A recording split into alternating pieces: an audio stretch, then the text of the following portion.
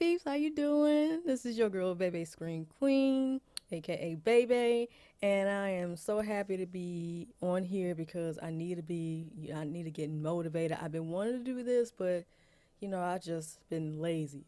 Just not motivated at all. Doctor's appointments, what have you. But today is a good day because I'm doing my top three on underrated horror remakes. And most of them, one is from the early 2000s. Well, not early 2000s, but in the 2000s. The other one's in the late 80s.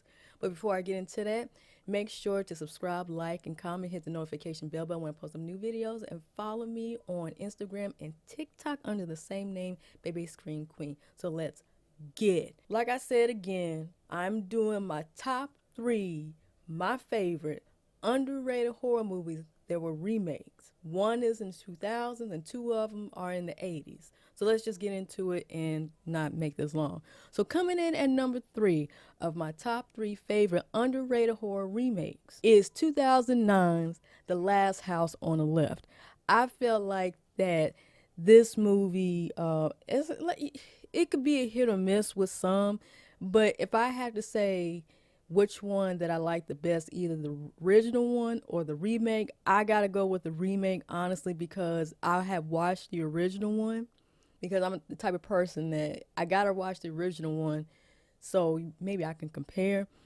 Um, the original one, I mean, it was good, but it was just too much. It was very too much, especially that one scene. It both the scene that I'm y'all know that I'm talking about in the original one and compare that to this one. It's like both of them are just so heartbreaking. I think the second one has more has like feeling of like heartbreak, disgust, while the other one is heartbreak and it's disgust. It's just like, oh, okay, okay, okay. That's Last House on the Left, the original one with Wes Craven. That's something that for me I had to watch only one time. With the Last House on the Left, I think that you get into the characters in more depth. Uh, the characters, what's her name? Sarah Paxton played the character Mary, and her friend who played Paige. It's kind of funny because the characters have switched because Mary in the original one, she wasn't like all like strong and what have you. She's more like Paige. And in Paige, I forgot the chick name in the original one. I forgot her name in the original one. But the original one is more like Mary in this one. And yeah, so these two girls are just like, spending time, Mary's parents just went to their vacation home and all of a sudden they met a boy they hung around with, and here comes the three wet bandits, and one of them played by Garrett Dillahunt as Krug. Yeah, yeah, um, yeah. He's the rated G vert. Well, I wouldn't say rated G, but I would say PG than the original one because the original one just like but it still got that like suspense of you know, it's like you didn't know that when you hang around with someone that their parent and their brother, that parent's brother and parent, what have you, are criminal, and then you get caught up, and then all of a sudden you hostage. And Mary almost had it when she saw the mailbox to her vacation home that her and her brother, which passed away, and her parents frequent to, it's like she almost had it. She almost like she burned the chick with the cigarette, burn, and she almost had it. There's many times where they almost had it. Paige is a typical, women, like that trope of you making too much noise, you scream, you doing too much, you have to calm down in certain situations and fight. You got to be strategic, right? But I had to give it up to her because when they was about to when Krug had his son named Justin, trying to make him take advantage of Mary, which Justin didn't want to. Justin just had enough about Krug. It's like Paige was like calling Krug name, and Krug killed unalive Paige, and his brother playing Breaking Bad had unalive her as well. And then, the parents of Mary found out, because Mary was taken advantage of by a crew. And then she left. She ran. She got shot while she was swimming. And yeah, and once the parents found out, yeah, they took their revenge. And I love it. I love it. Tony Goldwyn, he got his butt whooped by crew. That's it. I mean, he didn't win the fight in the movie. I mean, crew won. Okay, but I mean, I'm not mad at what Mary's parents, John and Emma did because I mean they deserve it. You ain't gonna like almost harm my kid and and take advantage of my kid to a point where she almost passed away and find out that you know her friend Pat and her friend still to this day her friend is still in that woods. Oh my gosh. But yeah, I like the movie because it's more tame, but it's horrifying.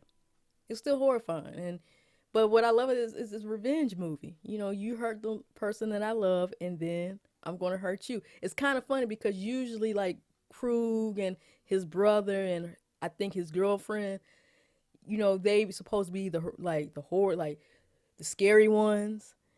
Whatnot, and you supposed to be horrified, like with Emma's parents, John and Emma. I mean, like Mary's parents, John and Emma. But nah, man, that switched. It's like they are the scary people, and then the suspects are horrified by them. They're like, oh yeah, and they find out like, oh my gosh, she's related to them. We are. So that is my number three of my top three favorite horror remakes. 2009, The Last House on the Left. Coming in at number two of my top three favorite underrated horror remakes is 1986's Invaders from Mars. I know for y'all 80s kids, and I would say 90s kids too, but mainly 80s kids, that it is like a deep cut for y'all because this movie didn't get that much play and nobody isn't talking about it. But I love this movie. I remember watching it when I was a little girl. This came out the year that I was born, and but I remember maybe like in 1989 or 1990 that I first watched Invaders from Mars. That I loved. I mean, the special effects. I mean, the story. It's it's phenomenal. And to find out that for my parents, well, especially my father, that the 1986 one is a remake of the 1953's version of Invaders from Mars. I'm like, wait a minute, what? And so, of course, I was like, now I gotta watch that. And I did. I watched the original one. I can understand why at that time, where how special effects during that time is like ahead of its time, right? Uh, but with the storyline, it's a bit flunky to me, what have you. So I only watched that one time, and it has they changed the story a bit differently in the 1986 one. And just the fact it's almost like Invasion of the Body Snatchers, because that is like because with that movie that was like the it movie, it came out in the 60s. So um well, Invaders of Mars did start out was the start of it, or was it Invisible Invaders? But Invasion of the Body Snatchers was like the it movie that people always reference. You get David Gardner. I'm talking about 1986. David Gardner, who realized there's a spaceship that landed in the Copperfield area. Okay, and his father checked it out, and he came back like stoic, right? And you remember the part where he put Tic Tacs in his coffee. But anyway, his father, David's father, George, brought his wife to the Copperfield, and then she was taken under control. She was possessed, and then she ate that raw hamburger meat. I don't know if she put salt or sugar. I remember when I was a little girl, I thought that was cake that she put sugar on. But the older I got, I'm like, that's a raw hamburger. Which go. His teacher got possessed. Everybody got possessed except for his school nurse, Linda. So they trying to like find a way to get these people back to their original selves and just destroy this ship. So, of course, David saw this hemorrhoid looking alien who's in charge of everything. And the teacher, Mrs. McCouch, is just like being friends with the two Dookie Ball aliens and this hemorrhoid, telling you the special effects look like a booty hole and the hemorrhoid coming from with two buttholes, two Dookie Balls alien guards. But anyway, um, he gets the army involved, David, and they went in. But before the ship blew up, he saw his parents in the ship. It's like, Dad, there's a bomb on the ship. And come with me, David. Come with me. He's like, no, Mom, Dad, I love you, but please understand, I just can't come with you. And then Mom was like, David, and Daddy was like, David. And then he would start running, and they would start chasing him. And then Linda was like, David, David, David. And then the army was holding Linda back and just yelling for David and what have you. And they was running, running, running, running. The parents were chasing, chasing, chasing, chasing, chasing. And then once they get to the backyard of their house out from the Copperfield, they get into a tussle. The parents and David get into a tussle. And then when the ship was in the sky, the parents was on their knees, and then the thing sparked up in the behind the neck because the needle was this long, it was in their neck. Oh my gosh. And then, but they came back to themselves. The ship blew up, and then all of a sudden, debris was falling, and they was like, "David, come, come on, hurry, hurry, hurry!" And then all of a sudden, the lightning was like, pew, doo, doo, doo, doo, and it was all a dream. Okay, and then he went to sleep. It was like Nightmare on Elm Street. He went to sleep, and all of a sudden, the ship came back, and it's like, am I dreaming or not? He ran out of the room, right, and he went down the steps. He went to his parents' room, Mom and Dad, and whatnot. Once he opened the door, only thing you saw was him yelling, "No, no, no!" and cut to the end. It's like, were they eating? Were they taking? What happened to the parents? I mean, oh my goodness, I love this movie. I just love this movie. It has. I think it has more action and it's understandable. And I think the original version has so many endings, and I don't. Yeah, and the little girl in the original one was the main character, but see the little girl, David's friend, in in this remake, yeah, she got possessed. So it's only like her, like him and Linda. Mm-hmm. And the actor and the actress who play as David and Linda, they actually are, mother and son. But rest in peace to her though. But yeah, that I love that movie. I think y'all should watch it. Watch it and tell me what y'all thought about 1986's Invaders from Mars. So that is my number two of my top three favorite underrated horror remakes. 1986's Invaders from Mars. Now coming in at number one of my top three favorite underrated horror remakes is 1988's The Blob. What makes me so happy is that now it's getting the recognition that it deserves, because I felt like that when it came out. I remember when I saw it in 1989 that I wasn't scared. I mean, yeah, the Blob did scare me, but I felt like that movie was such a good horror flick, and for people not to know about it unless you, like myself, it's very disconcerting to me, because that should be one to talk about. And it is one of the best horror remakes. I always say that the remake of Invasion of the Body Snatchers and The Blob are my top two favorite horror remakes. And for now that The Blob is getting its recognition that it deserves, I'm very happy about that. And plus, I love the song, at the end, brand new love. Yeah. Shake that da da da da da da da da. Brave new. Yeah, oh, I love Brave New Love. Oh my gosh, by Alien. I can't even talk right. By Alien. Oh gosh, I got that on my playlist. Y'all should check it out, okay? But yeah, so this is a remake from the 1958 version of The Blob, and I have watched that. It was all right. It was all right. The Blob in the original one is less intimidating, less threatening. I mean, once it has you, it has you. It doesn't leave anything behind. But this Blob, what Brian and Meg had to deal with, oh my gosh, the Blob was not playing. The Blob is acid. It can grab you, and the more it eats, the more it grows. And to come to find out that these scientists had made this meteor for them to test it out, what it would do to people. Yeah, it lets you know that the government don't give a crap about you. Okay. With Meg, she is the heroine. Oh my gosh, I love Meg. She usually, you get like these typical tropes of women. I had to give Wes Craven his props though for having his leading ladies to be a fighter, and Meg was a fighter. By Sean Smith, yeah. Sean Smith, love her. I know she was in Saw movies and people didn't like her character in Saw movies, but yeah, her getting her brother in the movie theater when the Blob was there. Oh my gosh, it was crucial. Yeah. Ooh, yeah, the girl's face. Ooh, yeah, uh-huh.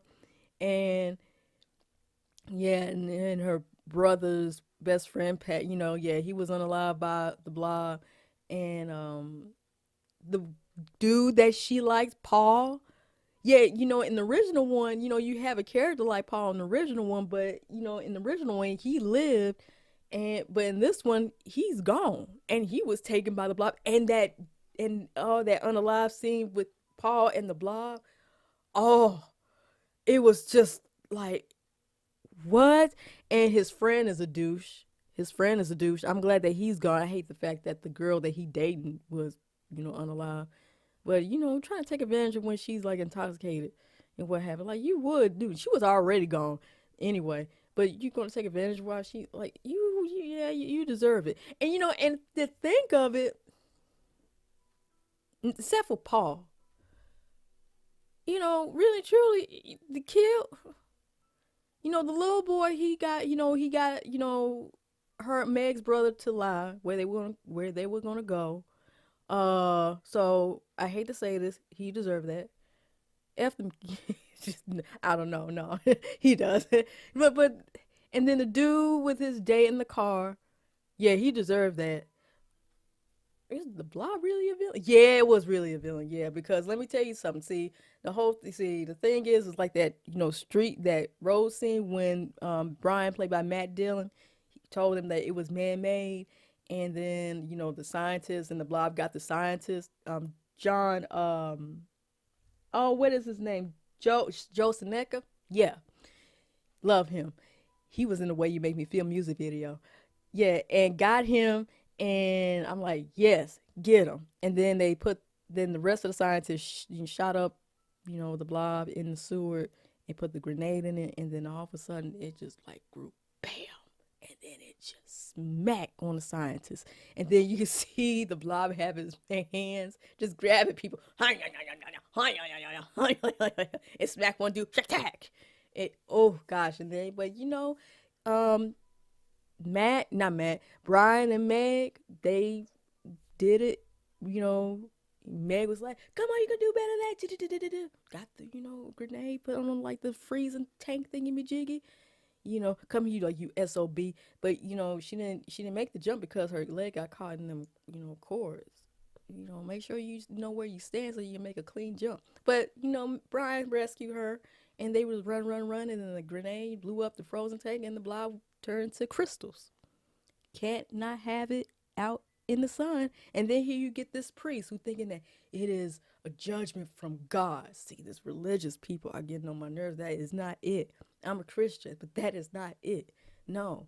And then, when the judgment day comes, at the end, and then he got this, container with, because he picked up a crystal, he got this container, and this blob looks like a tongue. And it's like, until, it will give me a sign, and then hit the credits, and then Alien Brave New Love come on. I'm like, oh my gosh. But let me tell you something, I love it. Very rock and roll. Love the storyline, love the actors. I mean, they acted their butt off in that movie, and I'm glad that it's getting this recognition that it deserves. And I heard that it was going to do another remake, but I just think that he don't need to do that because this remake is honestly, this is my Blob. Okay, I know people like the 1958 version of it, but this is my Blob, and I love it. And just for them to say, you know what, let's make the Blob even more scary, more intimidating, and more gruesome and all that stuff and grotesque. Yeah, I love it. I'm not too big a fan of gore, but let me see some of it, not a lot, but some of it. You know, but yeah, so that is my number one of my top three favorite underrated horror remakes, 1988's The Blob. So let's recap, shall we? Coming in at number three is 2009's The Last House on the Left. Coming in at number two is 1986's Invaders from Mars. And coming in at number one is 1988's The Blob.